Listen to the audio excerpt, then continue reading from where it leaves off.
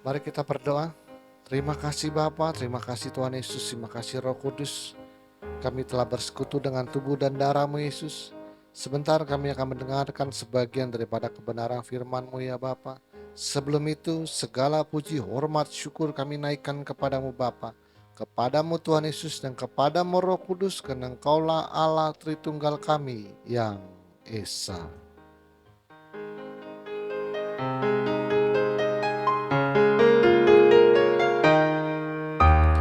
Hormat bagi Allah Bapa, hormat bagi anaknya,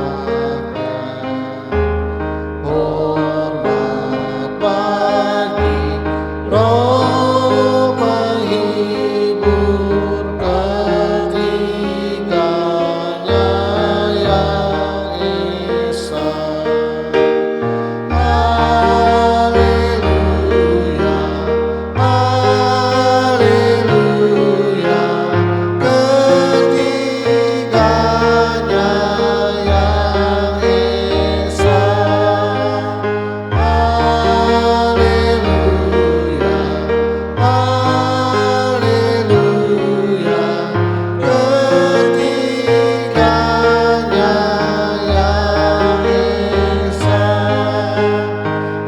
yang Esa. Ketiganya yang Esa, ketiganya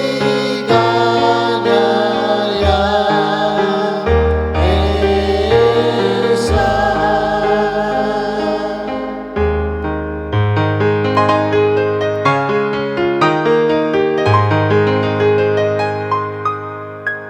Berikanlah kami pengetahuan, pengertian, dan akal budi-Mu ya Tuhan, supaya kami menjadi orang bijaksana dan rendah hati seperti diri-Mu.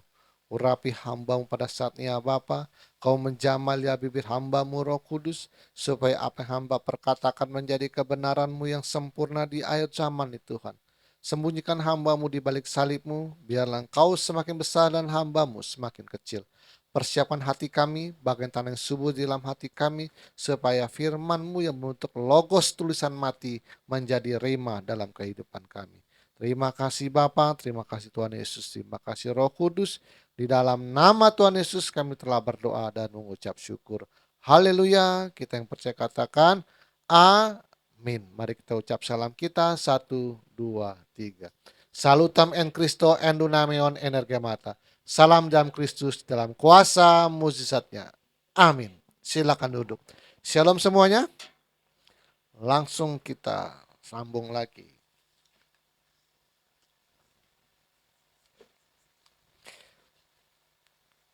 Pendeta itu jarang, yang kalau pendeta kecil itu jarang mengupload khotbahnya utuh itu di Facebook.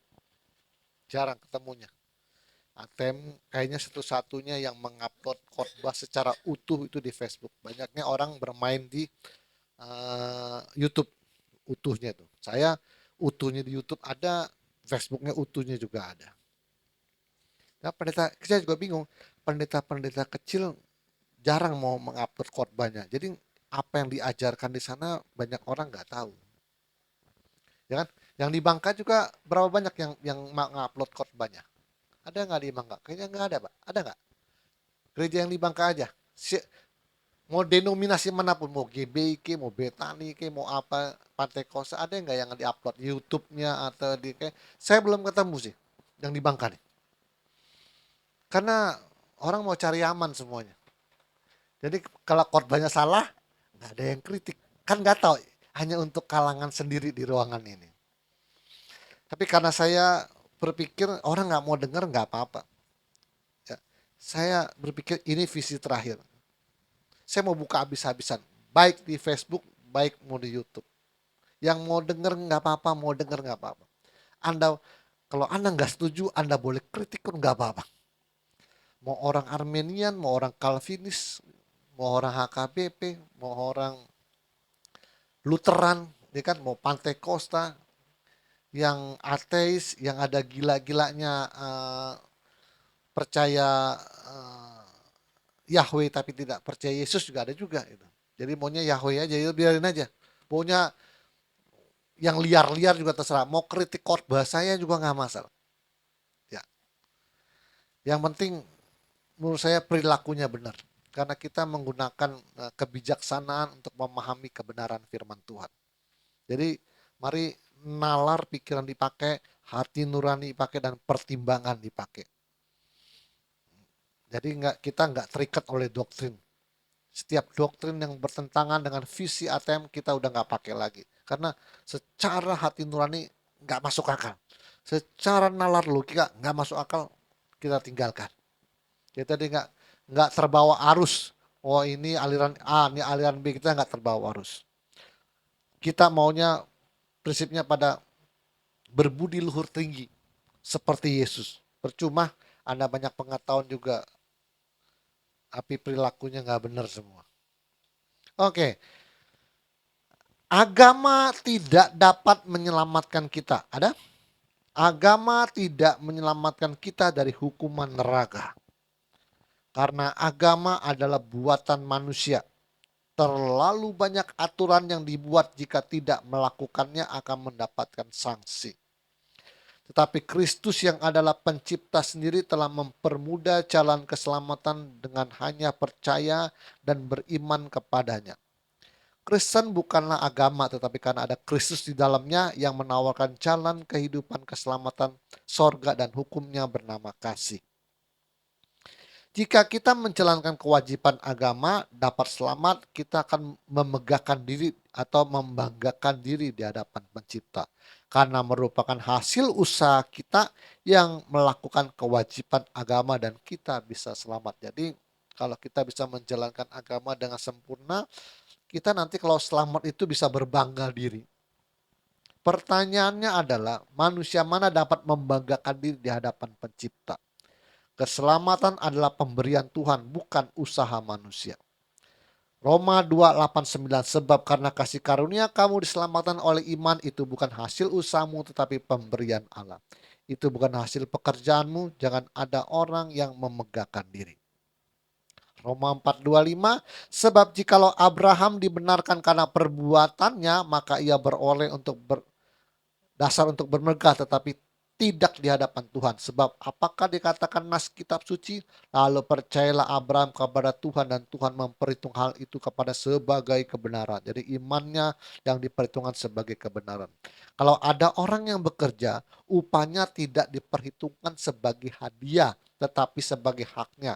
Tetapi kalau ada orang yang tidak bekerja, namun percaya kepada Dia yang membenarkan orang durhaka, imannya diperhitungkan menjadi kebenaran. Tangkap nggak yang hitam nih?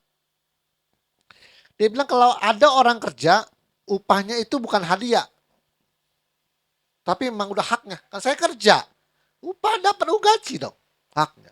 Tapi kalau jika orang yang tidak bekerja, namun kepercaya pada Dia yang membenarkan orang durhaka, maka imannya diperhitungkan menjadi kebenaran. Tuhan mau bilang, kamu tuh sebenarnya tidak kerja. Kalau aku yang tidak membentuk kamu, kamu ya gitu-gitu aja. Kan yang namanya mau diperhitungkan sebagai kebenaran kan harus ikut standarnya Tuhan. Kalau Tuhan gak bekerja, ya udah, aku pengen lihat ya Tuhan. Tuhan, aku kan sedekah, udah nolong orang, berbuat baik. Ya, kalau aku diem nih, Tuhan sekarang pihak diem, oke? Kamu mau hitung-hitungan kalau kamu sudah sedekah, sudah bantu orang, sudah nolong, oke? Pertanyaanku kata Tuhan, kalau engkau berbuat baik kepada sesama, siapa yang diuntungkan? Kalau engkau berbuat baik kepada sesama, siapa yang diuntungkan? Sesama, jadi yang kau tolong itu yang untung. Aku untung nggak? Enggak ada hubungannya kata Tuhan. Kalau engkau berbuat jahat kepada sesamamu, siapa yang dirugikan? Ya orang yang kau bikin menderita itu. Aku menderita nggak? Enggak kata Tuhan, aku kan diam aja. Nah, posisi Tuhan diam aja. Itu yang dibilang, kalau jika ada orang tidak bekerja, memang kalian tuh sebenarnya tidak kerja. Yang kerja nih aku.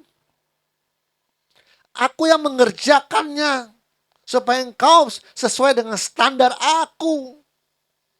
Lu kan cuma terima beres doang, kerjakan apa yang sudah kamu tahu. Saya kasih pengetahuan, hikmat, kesukaan, ya kan? Kamu kerjakan apa yang sudah kamu tahu. Yang kerjain Tuhan. Makanya jangan Tuhan, udah karena kamu beriman dan percaya kepadaku, aku perhitungan kau sebagai kebenaran. Sebenarnya kamu nggak kerja. Yang kerja aku. Oke. Terus artinya bahwa jika Abraham dibenarkan karena perbuatan baiknya, maka ia dapat membanggakan diri. Sedangkan manusia mana yang dapat membanggakan diri di hadapan Tuhan. Tetapi kepercayaan Abraham lah yang dinilai sebagai kebenaran. Jadi perbuatan kita itu tidak bisa untuk membanggakan masuk surga. Seandainya perbuatan baik manusia dihitung sebagai usaha dan kita telah menjalankan perintah agama, maka pahalanya bukanlah hadiah tetapi merupakan haknya. Ia dapat membanggakan diri tetapi manusia tidak dapat membanggakan diri di hadapan pencipta. Setiap perbuatan saleh manusia seperti kain kotor di hadapan pencipta. Yesaya 6:46. Demikianlah kami sekalian seperti sekalian seorang najis dan segala kesalehan kami seperti kain kotor. Jadi perbuatan saleh Anda itu di hadapan Tuhan itu seperti kain kotor. Karena kenapa kain kotor? Kalau Anda kain kotor itu biasa untuk ngelap. Kalau Anda seminggu sekali mungkin membersihkan dapur, bersihin kompor. Kan kalau kompor udah seminggu udah banyak minyaknya. Anda bersihin kompor. Itulah kain topo, kain kotor itu. Bersihin mejanya, minyaknya selama ini minyak semua nih. Kain kotor ini ada bagian yang masih ada bersihnya enggak? Ada dikit. Kalau dicelupin oli baru hilang semua. Putihnya hilang ya. Tapi kalau untuk bahannya bersih-bersih pasti ada bagian yang putihnya dikit. Tuhan mau bilang ya. Seperti kain kotor, memang ada baiknya, tapi tidak seimbang dengan yang kotornya. Terus gimana Anda mau selamat kata Tuhan? Kalau dihitung-hitung timbangannya miring sebelah itu.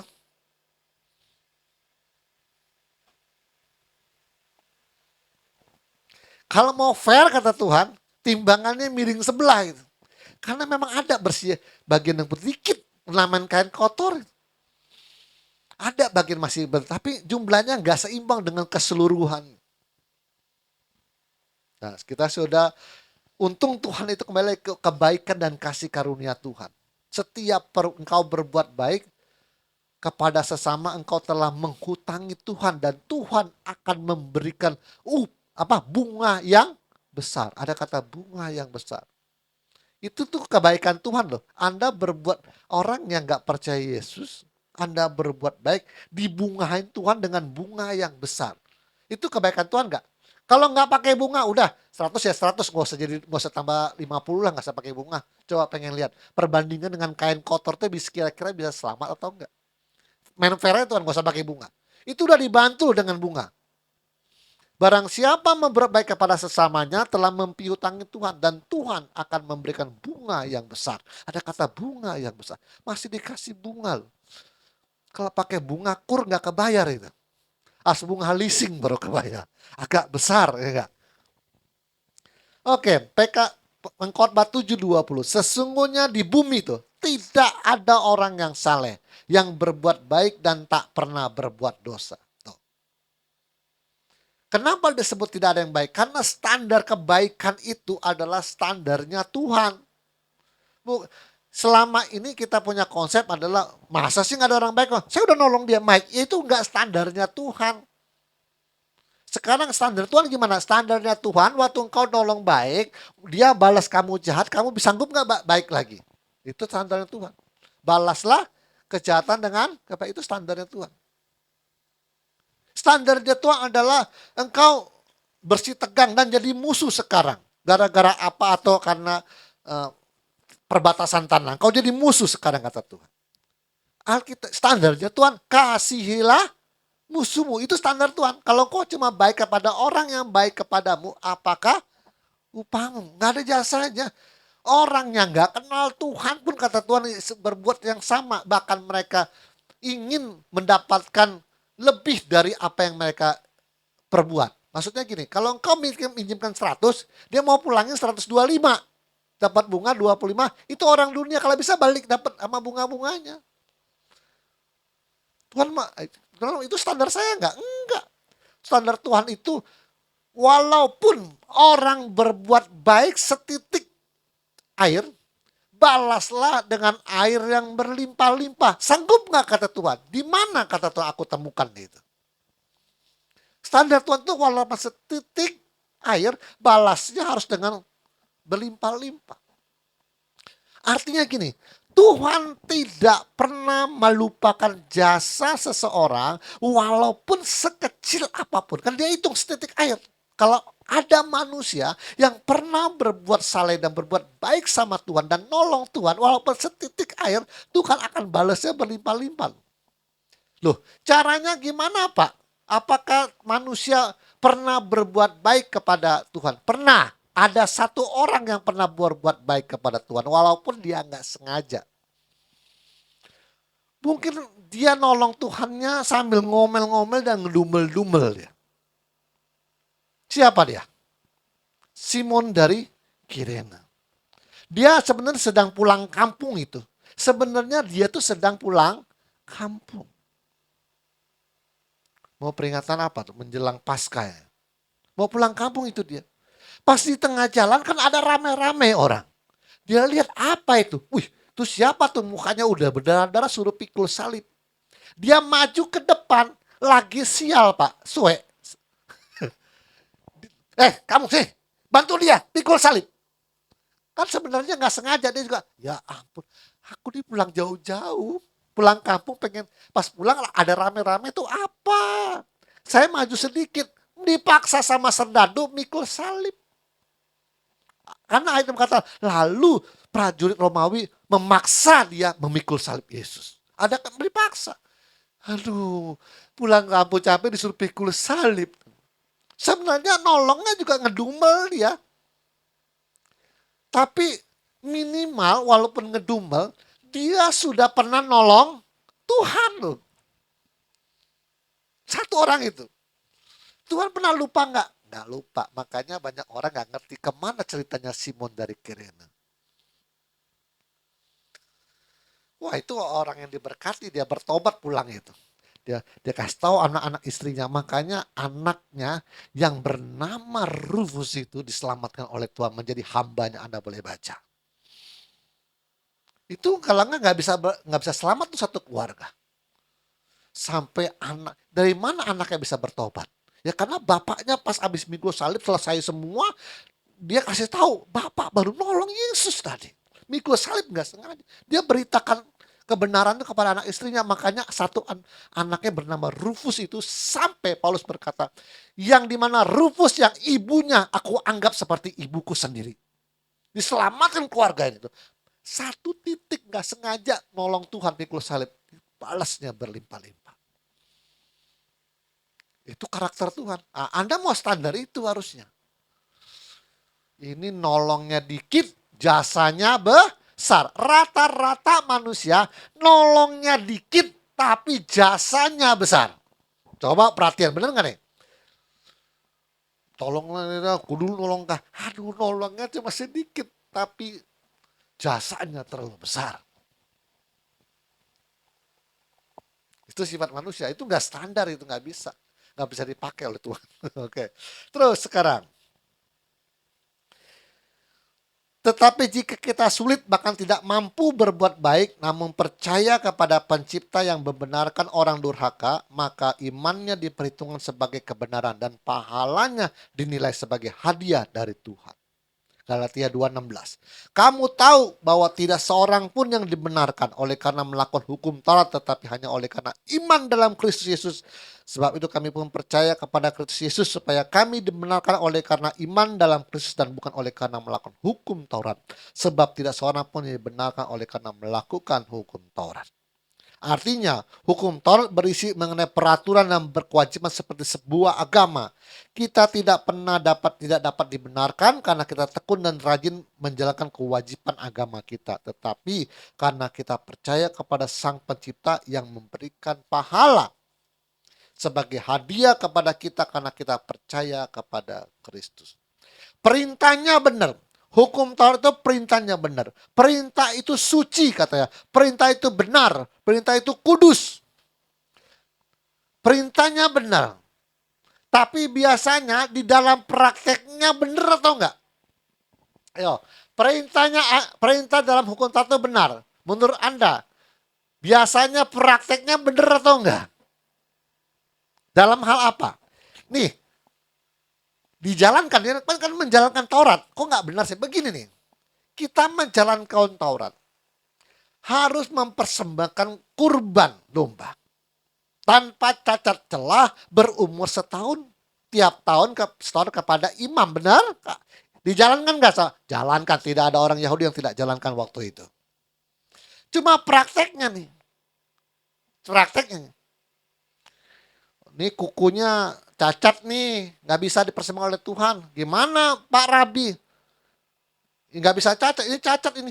Kukunya ada cacat yang nggak bisa dipersembahkan. Kan nggak boleh cacat celah, umurnya setahun. Jadi gimana Pak Rabi? Udah kasih orang aja, kamu beli lagi tuh di situ tuh. Karena sang rabi sama penjual itu sudah kerjasama. Itu maksud saya, perintahnya benar, prakteknya begitu saya kasih tahu.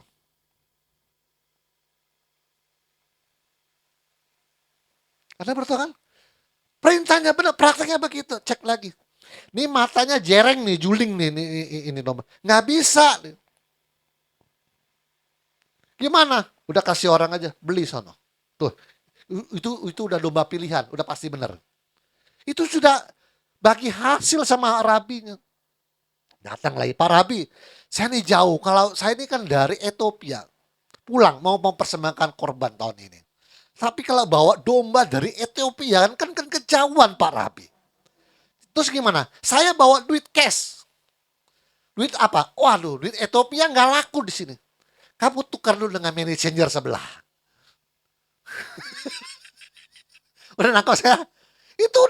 Itu dalam kekuasaan Rabi semua tuh. Makanya kenapa di Bait Suci itu pedagang, manajer semuanya ngumpul di situ. Karena dalam kekuasaan Rabi saya kasih tahu. Loh, baru kebuka kan? Udah kan? Anda baru kebuka kan? Perintahnya makanya nggak ada yang benar semuanya. Itu gitu. Perintah memang dijalankan tapi melenceng semua. Itu makanya pada ngumpul semua, tukang burung dara, manajer, domba, semua kena ngumpul di situ. Kenapa? Ya itu di dalam kekuasaan itu.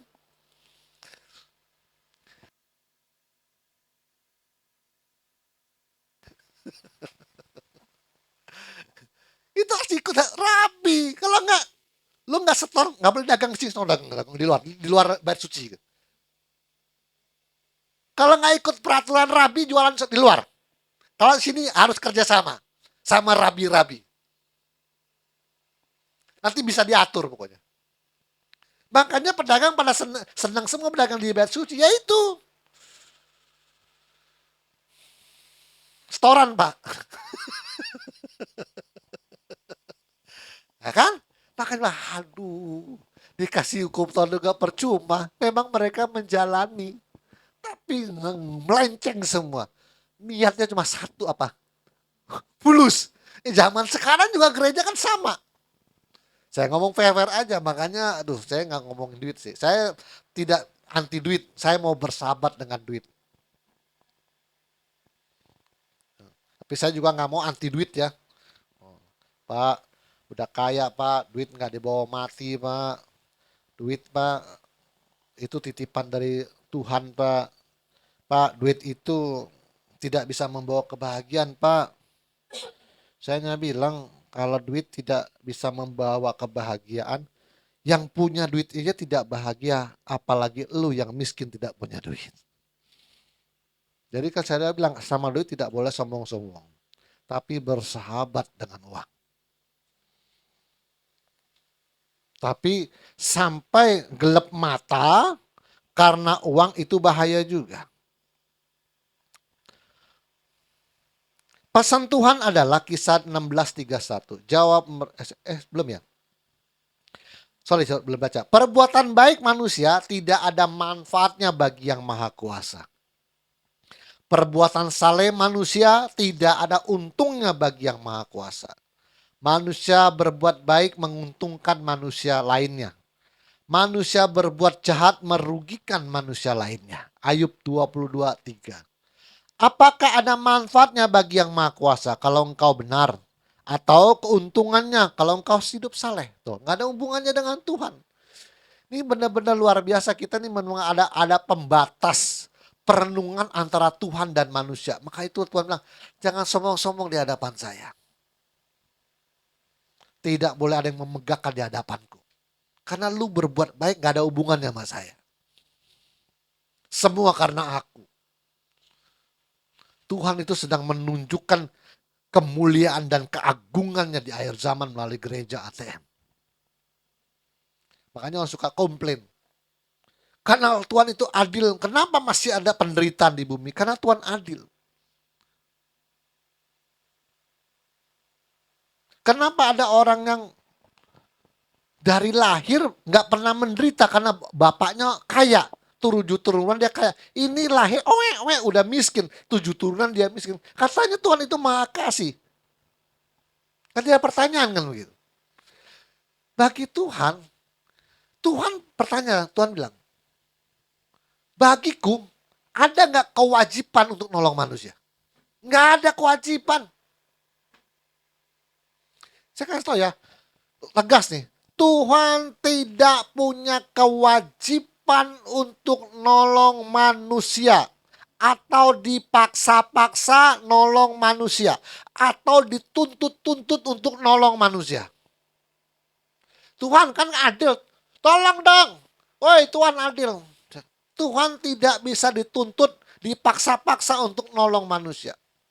Di mata Tuhan penilaiannya adalah, aku sudah menciptakan engkau dari debu tanah dan hiduplah. Aku sudah kasih kamu hati nurani dan berjalanlah dengan itu.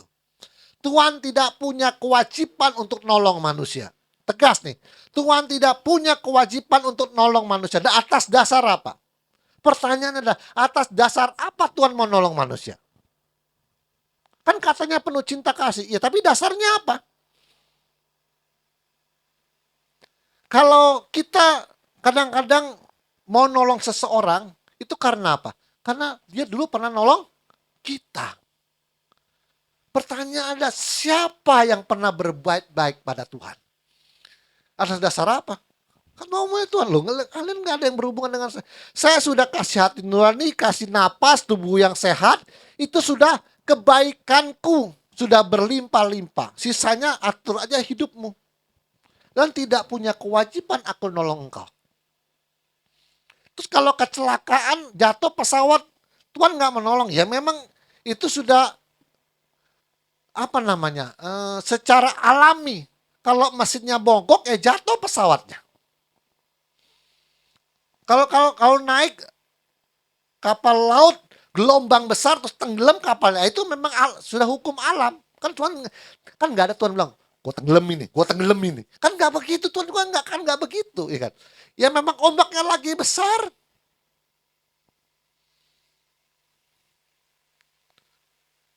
Terus kita lagi melangkah, nggak sengaja motor lewat, dar, tabrak, mati di tempat. Nah, kemana baru mati itu?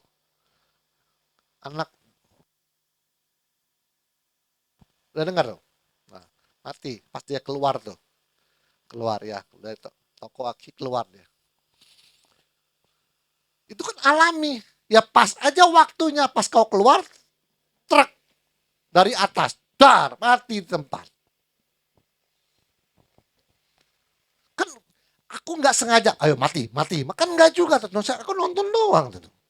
Memang pas waktunya mau ngomong, kan aku nggak punya kewajiban.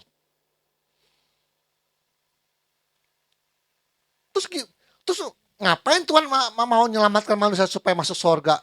Ya, loh, kalau aku nggak bergerak, kenapa kamu mikir begitu? Kalau aku tidak melakukan itu, kenapa kamu mikir begitu? Mau maksa aku nolong manusia supaya masuk surga? Kan nggak juga. Aku mau jadi manusia atas keputusan siapa? Saya tanya. Tuhan mau jadi manusia atas keputusan siapa? Tuhan. Tuhan mau jadi manusia keputusan Tuhan. Terus Tuhan mau mati di kayu salib atas keputusan siapa? Tuhan juga. Tuhan, kalau engkau tidak mau menciptakan manusia, kan kau nggak perlu mati di kayu salib. Aku menciptakan manusia atas keputusan saya juga. Nggak ada urusan dengan lu.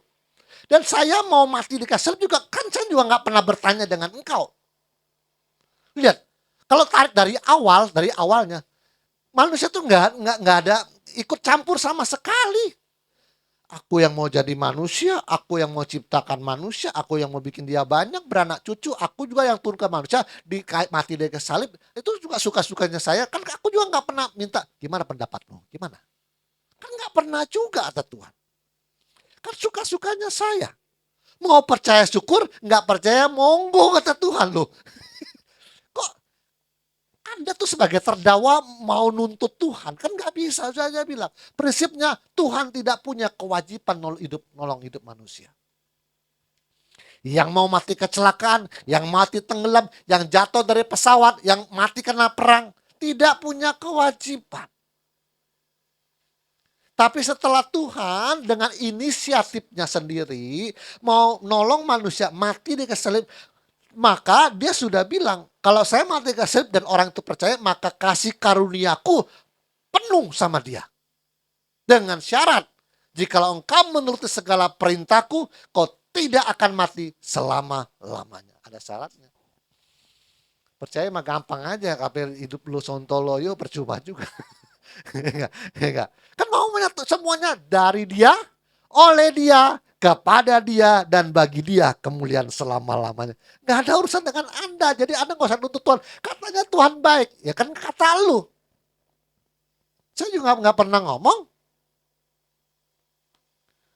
Kalau kau baik penuh kasih, kenapa masih menderita? Kenapa gak ditolong? Emangnya saya mau nolong dia? Siapa yang berani maksa saya? Wah, suka-sukanya saya kok. Dengar yang agnostik dan ateis.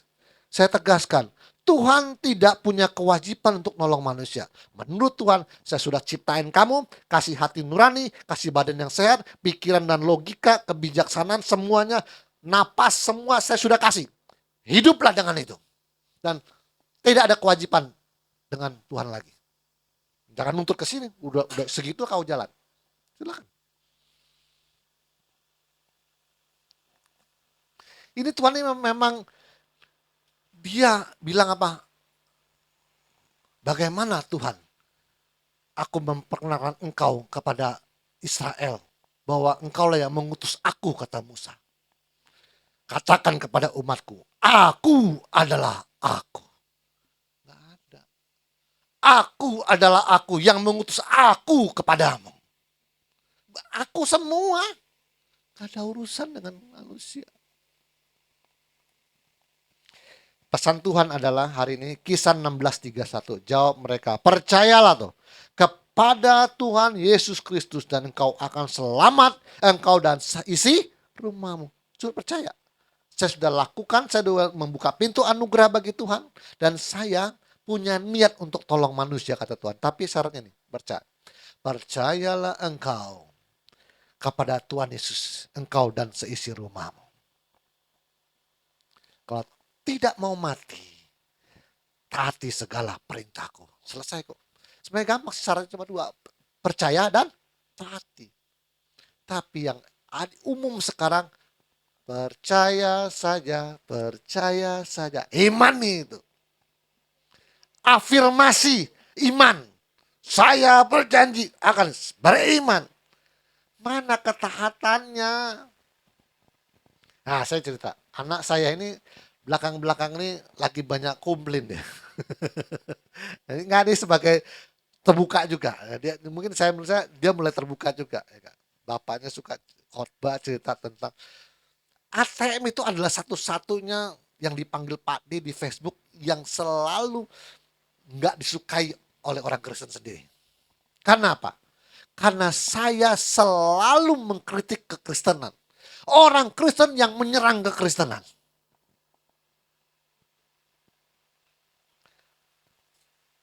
Ujung-ujungnya pasti hanya dua. Kamu sudah berbuat apa bagi pelayanan? Gerejamu sebesar apa? Emang kamu lebih hebat dari nabi? Apa kamu lebih hebat dari pendeta itu? Ujung-ujungnya ke sana. Saya hanya mengkritik, Anda itu bobrok, saya kasih tahu. Nah, saya kan suka teriak-teriak seperti itu tuh, gue bobrok akhlak gitu. Anak saya ini udah mulai cerita kemarin. Heran ya Pak ya. Kawan-kawanku kalau dia bukan Kristen dan Katolik, bukan Kristen dan Katolik, mereka kalau diajak untuk bertukar pikiran masih mau respon, dia bilang. Tapi kalau yang Kristen sama Katolik susah sekali. Gak punya kebijaksanaan sama sekali. Kan harusnya kalau bikin grup kan harus begini, begitu. Masa gak kepikir?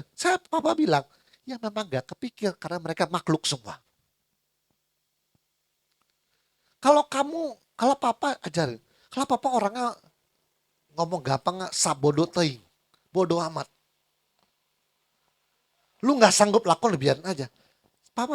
Saya bilang, apa kamu mau kesel semua orang kalau ketemu seperti itu? Kan capek, yang kesel kita juga. Kesel gitu. Masa gak kepikir Pak? Ya memang gak kepikir. Kok dia gak bisa begitu? Ya memang gak bisa begitu. Harus itu hal yang gampang Pak. Kalau hal yang susah mungkin kita harus tanya sama teman. Itu kan hal yang gampang, tinggal tahu kok mutusin. Ya memang dia yang justru yang gampang itu dia gak bisa gitu. Kok akal budinya gak jalan sekali sih Pak? Ya memang gak berakal budi gitu.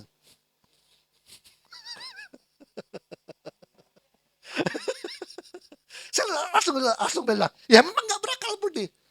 Dasar makhluk, memang makhluk. Gitu. Kalau saya mah bodo amat, saya udah jalankan, saya kasih tau, gak mau udah. Dia bingung, kalau ngomong sama umat Buddha, dia enak. Begini, kasih tau. Kayak bijak bener. Ketemu kadang-kadang sama yang muslim. Ya, gini, dia bilang. Ketemu tuh sama yang Konghucu. Ya gini. Dia mau respon kalau kita kasih tahu. Tapi kalau yang Kristen sama Katolik, dia teman-temanku yang di kuliah ini, gila dia bilang. Ego semua, nggak peduli orang, nggak ada ulas kasih sama sekali. Bodoh amat dia. Kenapa begitu ya? Orang-orang yang di luar mana kayaknya lebih bijaksana, lebih enak berkawan. Kenapa yang Kristen dan Katolik itu begini katanya? Kenapa? Tuh, ini baru sekelas anak saya yang lagi sekolah loh. Yang lagi sekolah. Nanti kalau selesai kuliah, udah kerja, ketemu yang lebih gila lagi nanti yang di luar. Ya kan? Yang itu sekolah aja. Secara anak-anak aja sudah perilakunya seperti ini. Apa mereka nanti habis lulus kuliah jadi berubah? Oh, makin jadi makhluk purba saya kasih tahu. Bukan makin bener, bukan makin bijak, makin jadi makhluk purba saya kasih tahu. Ya kan? Karakter orang itu semakin tua semakin apa? Kolot ya, semakin orang bilang, aduh udah tua ngerubahnya susah udah kekeh deh. Semakin tua semakin gila saya kasih tahu. Apakah tidak ada yang sebijak Atep? Enggak ada.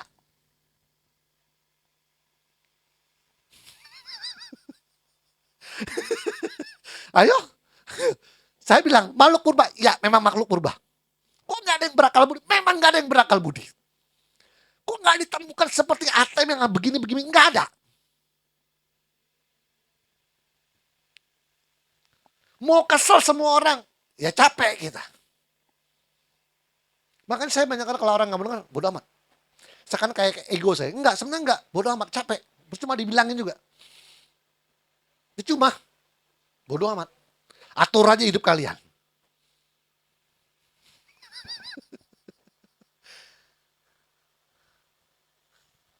Orang anak saya masih sekolah aja sudah mulai bingung deh. Iya ya, kalau kesini kok bisa? Ke dalam nggak bisa. Keluar kok bisa? Orang-orang yang beragama Konghucu, Buddha, Hindu, Islam, kok bisa ya? Mereka kepikir begini.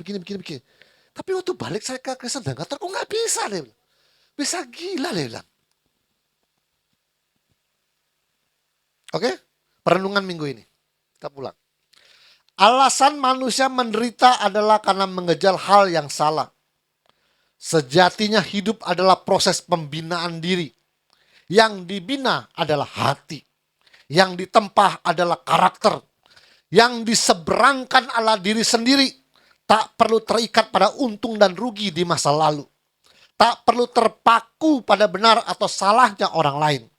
Hanya dengan menerima segala ketidaksempurnaan di dalam diri, barulah kita dapat bertemu dengan diri kita yang sejati, seutuhnya. Semoga semua manusia menemukan kebahagiaan sejati di dalam dirinya.